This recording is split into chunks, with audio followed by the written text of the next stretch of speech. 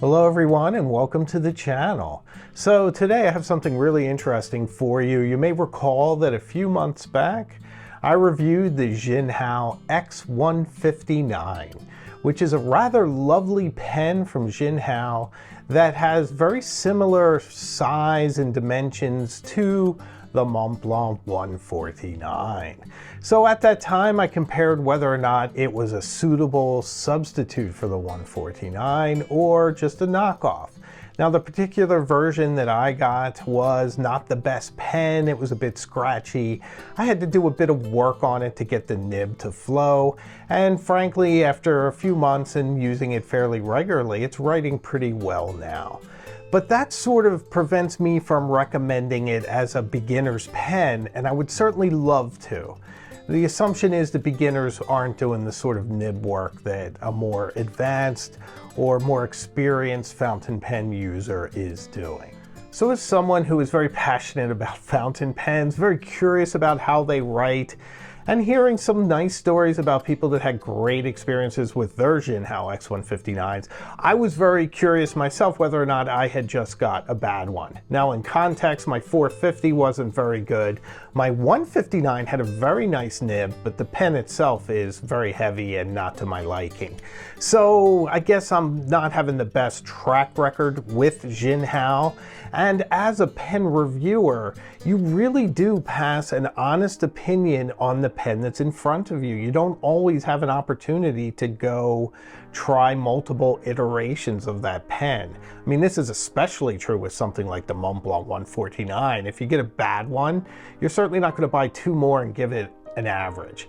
And I treat all pens the same, no matter how luxurious they are or how inexpensive. They really should be held to the same criterion.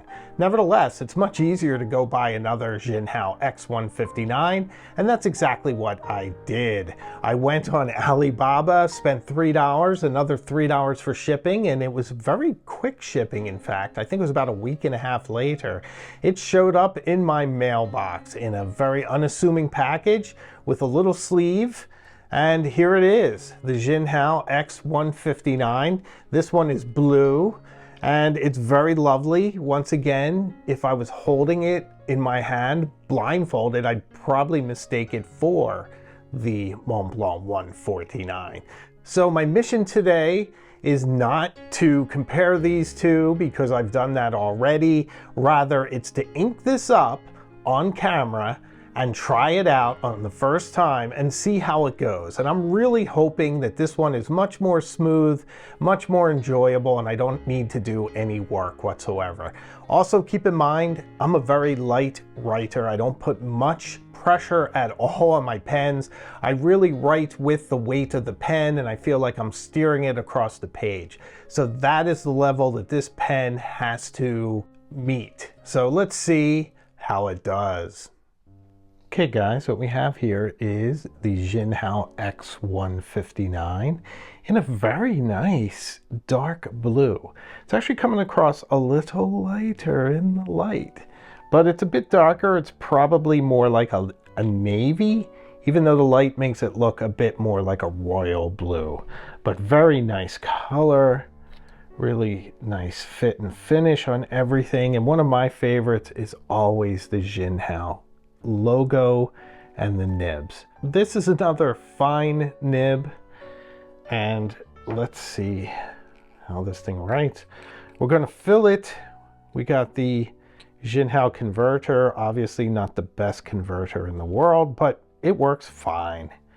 So let's fill it up with ink. What we have today is the Varying Jewels The Great Gatsby, which I thought was appropriate because The Great Gatsby's been somewhat of a running theme on the channel, so I thought it would be perfect.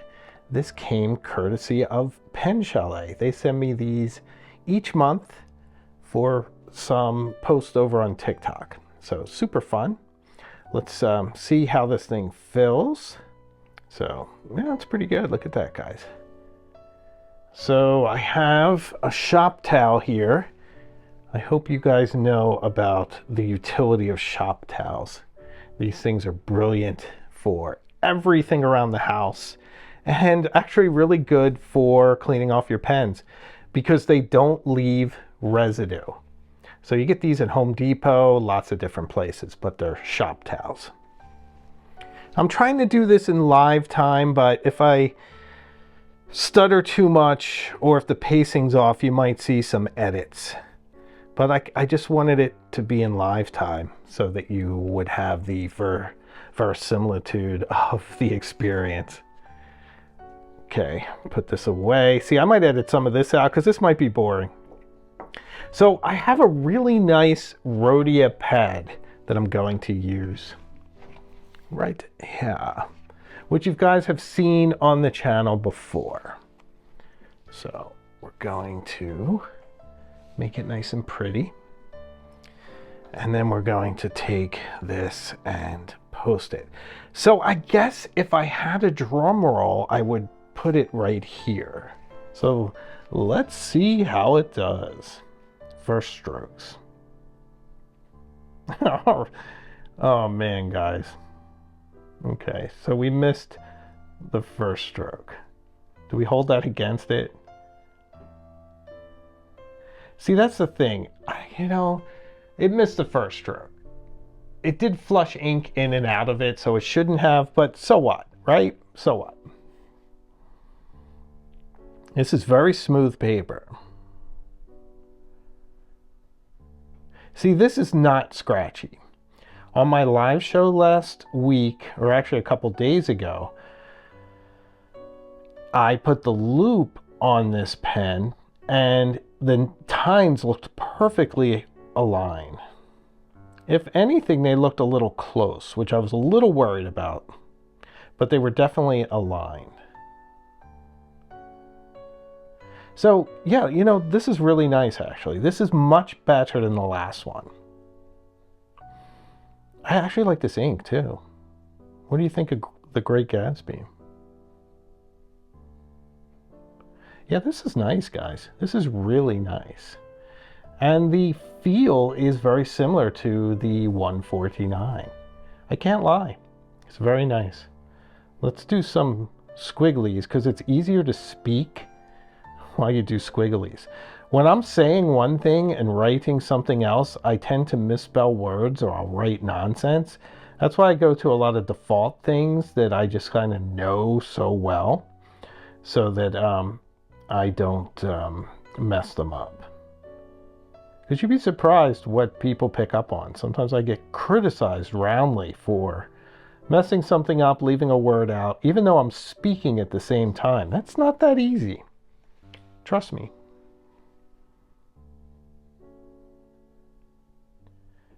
Yeah, see, this one's much better than the last. I still think it shouldn't be called X159. I think they should have made it an entirely different pen than the last one. Because I think the 159 is a bit of a disaster. See, I'm getting a little bit of not false starts, but like skipping a little bit. Yeah, see that? A little bit. Yeah, see? Let me see. Yeah, guys, look. You see what I'm saying? This is my issue with these. Now, I'm probably... See, this is... Okay. Can you please stop, Jinhao, and give me a break? So it doesn't like to cross T's, evidently.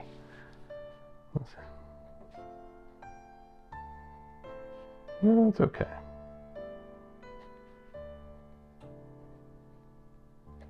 So, it's still pretty nice. Let's say it's warming up too.